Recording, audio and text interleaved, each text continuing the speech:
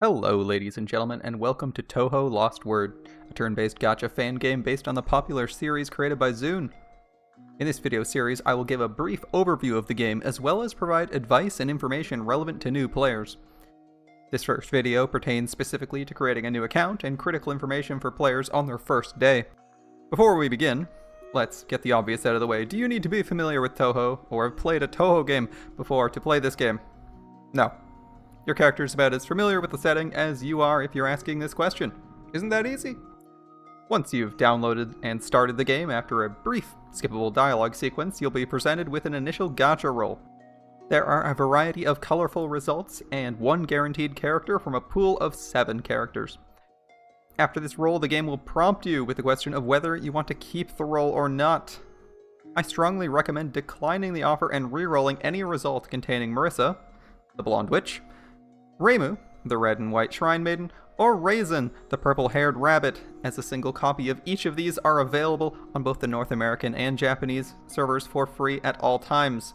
Reimu and Marissa will be available immediately after leaving the tutorial, and Raisin will be available shortly after that. I will elaborate on this in greater depth later on, as to why you specifically don't want a second copy of them. Generally, Yomu, with her white hair and green dress, is considered the strongest result from this pool, and I'm inclined to agree. After accepting your fate and choosing your starting character, the game will offer you the opportunity to choose a name for yourself. This can be changed at any later point if you so choose, but do bear in mind that your character will always be referred to with female pronouns. There's only one canonically male-named character in the Touhou setting, and they're generally perceived as a self-insert of the series creator, so this is a little bit less unusual than you might think. After this, the game will present you with a basic tutorial, which I will also provide at this juncture, as immediately after this tutorial, you're going to have to update the game, which might take a little while. The game does take a couple gigabytes of space, but is far from the largest gacha game I've played to date. Getting into the combat tutorial. Lost Word is a turn-based combat system based on rounds. You'll be having a battle with up to 3 enemies at a time in up to 3 waves. There are numerous actions each character can take, and a combination of the actions they take, the buffs, debuffs they're affected by, and their own agility stat will determine what order attacks take place in. It's important to note, the order you decide attacks is based purely on your formation choice. Left to right, it does not reflect a character's statistics, so you'll always be picking the character in slot 1, then the character in slot 2's actions, then the character in slot 3's actions. On the upper left corner is the enemy health bar. This includes icons indicating how many break bars they have, as well as a series of 5 orange boxes indicating any buffs or debuffs they are under the effects of. Touching the character icon in some fights will expand this interface, allowing you to view it in greater detail. You may also notice a series of hexagons to the left of the health bar. The number of light hexagons, or barriers, indicate how many shots that a character is vulnerable to can take before entering a broken state. Dark hexagons indicate broken barriers. A complete lack of hexagons indicates that the enemy cannot be broken and is immune to debuffs that rely on barriers. Enemy characters may also have a series of empty boxes indicating how close they are to utilizing a special attack. It'll get filled up with yellow as they get closer to the end. Be aware, once it is full, they'll be using it the next turn. Below this are a series of 2 rows of element names indicating which elements the particular enemy is strongly weak or strongly resilient to, respectively. Each shot an enemy takes that they are strongly weak to will cause one of the above hexagons to darken, driving the enemy that much closer into a broken state. When broken, an enemy is stunned for the remainder of that turn and the following turn, and they take significantly increased damage from all attacks. This is how you deal big damage. Afterwards, they will recover all of their barrier and return to normal. Enemies with multiple health bars will recover at the end of the turn if their health bar is emptied, but will also reset their special charge counter. In the center at the top are the game settings and menu. This includes double time to make things go a little bit faster, as well as your reset and quit, as well as volume controls. You can, in fact, reset the fight at any time if you wish to conserve resources. This may be a good option for you if things go poorly. In the top right, there are friendly health bars as well as icons indicating buffs and debuffs they're under. Touching the character icons will expand this interface, allowing you to view it in greater detail. If you have a back row, be aware that touching near the portrait for the character behind your active character will cause those characters to immediately swap, placing your active character in the back line and replacing your active character with your backline one. This is an extremely useful tool, but it does have a 5-turn cooldown. Below the character health bars is a box with a series of 5 hexagons in it labeled grays. These are your own barriers. Tapping this will allow you to expend a barrier to gain a 1-attack, 1-turn perfect evade that can stack up to 3 times. You are able to spend up to 4 of your 5 barriers. Enemy elemental attacks can cause your barriers to break, assuming they hit you, much like your own attacks will cause theirs to break, which we've already explained. Below grays is a round button labeled skill. This is going to open an additional menu with all your frontline character skills available. Each character has up to 3 cooldown based skills. Use them where you feel it's appropriate to. Below skill and labeled with a big P is boost. This is a key gameplay feature that allows you to empower any of your attacks, granting the potential for increased shot count, utility, or elemental damage types. It can stack up to 3 times and consumes exactly 1 P each time it is used. If for some reason you don't end up attacking, your boost will be refunded. In the center, at the bottom of the screen, are your 2 normal attacks. To the left is Spread Shot. This typically generates a little bit more P, or power, for later turns. On the right is Focus Shot. This typically deals more damage. Now, each attack could be either single target or multi-target, and it could also possess numerous additional attributes such as an elemental type or other associated effects that could affect this rule of thumb, we'll say. Press and hold the icons for more details. Finally, on the left is a circular button for spell cards. Tapping it will open a spell card menu. In general, these are strong attacks that can only be used once per battle. A character can have up to 5 spell cards, the 5th of which is their last word. A character's last word is their ultimate attack, and these are extremely strong.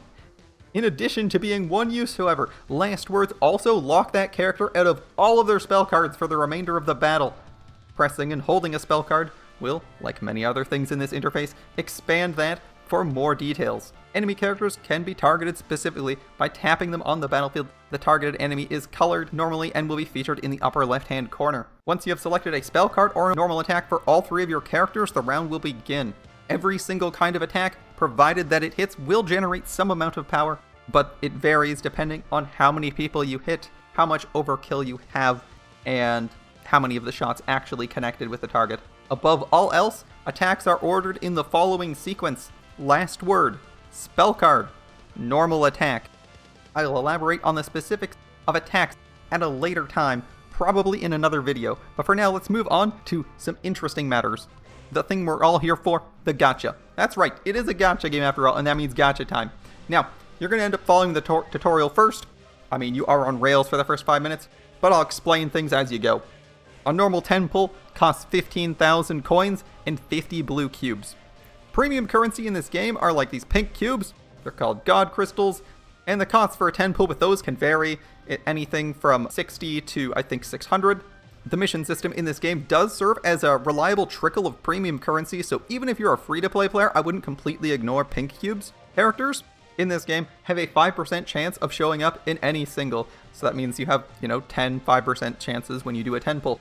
There are no low-star characters, only good ones and mediocre ones, so everyone's a character. Obviously, rate-up affects their probability. Everyone who's not on rate-up has the same chance of showing up. Pity for both rate-up story cards and characters is indicated on the bottom left of a banner in an interface. It's typically between 30 and 50 for story cards, and between 150 and 450 for characters. That would be a count of how many rolls you've made, so a 10 pull is 10, and a single would be 1. It is fairly common for the pink cube or premium currency rolls to have additional bonuses attached to them, including guaranteed friends, increased drop rate for specific things, or alternative results. It varies by banner. Getting a new character in this game is generally more valuable than extra copies, especially for new players. There are systems in place to substitute getting extra copies of a character, so you really don't need 5 copies of every character. That said, if you absolutely must know, Relic and Epic characters are probably what I'd roll for extra copies, as the items you need to substitute for additional copies of them are rather scarce unless you feel like swiping. Characters that take normal paper dolls to limit break, like your starting Reimu and Marissa, use a material you'll be getting at least once per week. So, that's right. You effectively get an extra copy of any normal character for merging purposes once per week. Now, since you only ever need 5 copies of a character, That would be the base one, plus 4 extra copies. This is one of the reasons why I earlier recommended avoiding getting Raisin, Marissa, or Reimu in the tutorial pool, as if you really want to get 5 copies of them, honestly you might be able to do it in the first week of play, just by using paper dolls. Alright, the tutorial is going to give you a decent rundown of where most things are, so I'm not really going to waste your time with the interface. Once you're off the rails and have collected all your starter stuff from the mail menu, this is where, depending on what kind of gacha player you are, you either go back to the prayer menu and roll a bunch before deciding whether you want to re-roll the account. At this point, yes, you do have to reinstall if you don't like the account. Sorry. Once you're happy with the account, though, you can just create a transfer code in menu under transfer data. You can, in fact, load your account onto multiple devices, no problem. The game perfectly supports that. Now I'm going to get into the recommendations for new players, people with new accounts. Your first priority is to unlock the mission table. It's labeled errands, and of course, the rest of the services menu. Never mind the events. Get this stuff unlocked. The school and dojo under the services are free XP and the skill leveling system, respectively. And they are often quest objectives to boot, so you really want to get these just unlocked. Errands are a source of free gacha currency, including the premium currency, and they're often a weekly objective. So this stuff's mega important. Luckily for you, all you gotta do is a chunk of the main story on normal to unlock all this stuff. You also get Raisin for working towards this, which helps with your second priority. Limited missions from errands, once you unlock them, are more likely to have useful drops, and can be unlocked by logging in near the daily reset, or by spending spirit points. Spirit points being your equivalent of energy, so basically just do anything that costs them. Your second priority as a new player, or someone with a new account, is to get more characters. Errands require 18 characters. They're called friends in this game to operate at full capacity. I can pretty much guarantee you didn't get 18 characters in like the first few 10 pulls you did, so roll in a banner, just do it. You also need more characters to hit enemy elemental weaknesses and patch holes in your roster, the same as any other gacha game. But that said, I'd really recommend spending all you get until getting 18 characters rather than saving, unless you really want to save for a banner that's coming up in like maybe a week. Once you're at 18 characters, the choice of what to do is up to you. Starting from day 2 and going for the next 10 days, you're going to get a roll on a roulette wheel that gives you between 1 and 10 pulls on the Korindo pool. You have a bare minimum result of 190 pulls, as they will guarantee a 100 on the 10th roll if you did not get one naturally. So don't sweat about getting the 100, you probably want to get 30s more than anything. This pool will have all general pool characters, and depending on what events are going on, you might also have some limited characters in the pool as well. So it's a good pool. The task for completing the prologue, which is also partially on rails, rewards an envelope that can be redeemed to immediately receive a copy of any general pool character. You access this from the prayer, aka the gacha menu. This general pool encompasses the basic version of just about every Touhou character, so either pick your waifu, pick someone who looks useful or interesting, or hit up a tier list to decide what you're gonna get. You know, there's no real rush, these don't expire. You can find some information and tier lists at Altema and on Game Press, depending on whether or not you want to use a Japanese or an English wiki. They both have a slightly different tier list. Altema has basically an ordered tier list from 10.0 to 5, and Game Press uses a lettered tier list from S tier to D tier, which is somewhat less stratified, but they offer differing perspectives, as well as information on the specific characters. Your third priority should of course be to get materials and XP. Obviously, progressing in the story is going to get you a bit of both. Characters level up just by being used prior to unlocking the school, so simply playing is going to get you one of those. I would personally recommend farming events, if at all possible, the moment you finish priority number 1. The drop rate for event currency increases linearly in order of normal, hard, and lunatic. So the hardest normal node will be worth just a little bit under what the very first hard node will drop. Only exception is the hardest hard node, which is the only node that drops the 4-star story card. No other node drops that. And yes, the 5-star story card will drop from the hardest lunatic node in an event.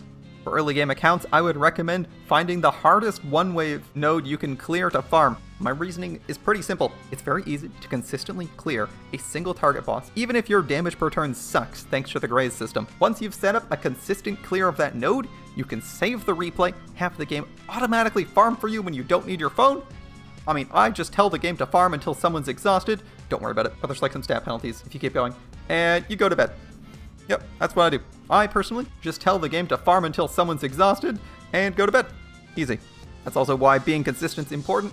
Since characters in this game can only gain XP from the school or from actually being on a team, farming one node on autopilot is probably the easiest way to level up. If it's an event node, you could also spend the event points on either specific things in the event store or on the lottery for a bunch of general stuff and a few rare materials. Don't feel bad if you're gonna need to buy coins or spirit, aka energy, from the event store. That's how most people get massively over the spirit and coin cap, so you're gonna find yourself buying a whole bunch at some point anyway. And in case you were wondering, since you've probably made some progress at this point, Hifu, right above Explore, is another related story to the main story. Now, don't worry about the rest of the game, like challenge modes or the ultra hard EX stages. Your account's not going to be able to do most of that stuff for a while, and that's okay. My next videos in this series will be covering evaluating a character at early to mid game, and the shop for both the spenders and those with a handful of god crystals from the errands they finish. Will probably be linked here when they're done. Thanks for watching, and welcome to Gensokyo. Like, comment, and subscribe. My Twitch and Discord are linked in the description below, as well as both tier lists.